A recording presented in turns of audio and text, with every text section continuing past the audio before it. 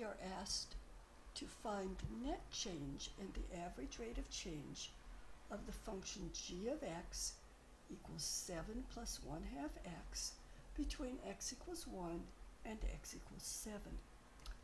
I'm going to start by calling the first value of x we're given x1 and the second value x2. So x2 is equal to 7.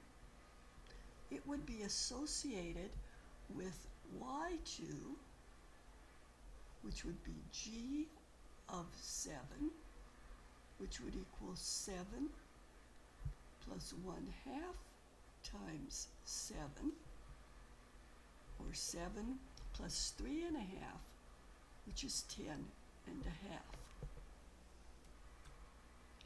x1 is equal to 1, so the associated y1 would be equal to g of 1, which would be 7 plus 1 half times 1, which would be 7 and a half. By definition, the net change of the function is just y2 minus y1, or f of x2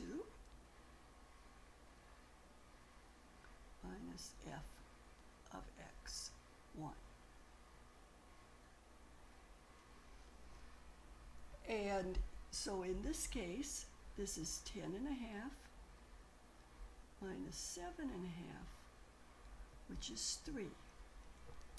So the change in y from the first value of x to the second value of x is 3. But that 3 doesn't indicate how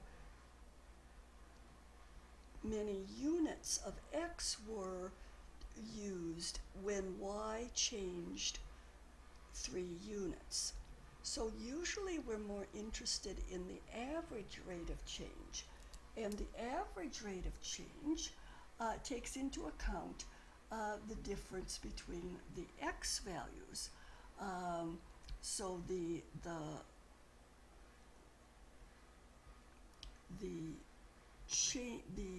amount of change in x that created the change of 3 in y.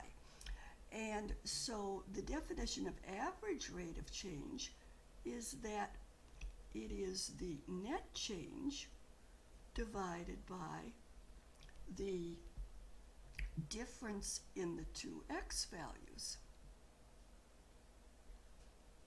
So it is 3 over 7 minus 1, which is 3 over 6, which is equal to 1 half. So the average rate of change of the function 7 plus 1 half x between x equals 1 and x equals 7 is 1 half unit y for every unit of change of x. Now, this should not surprise you because the given function is a linear function, and it's written in the form b plus mx. The 1 half is the slope of the function.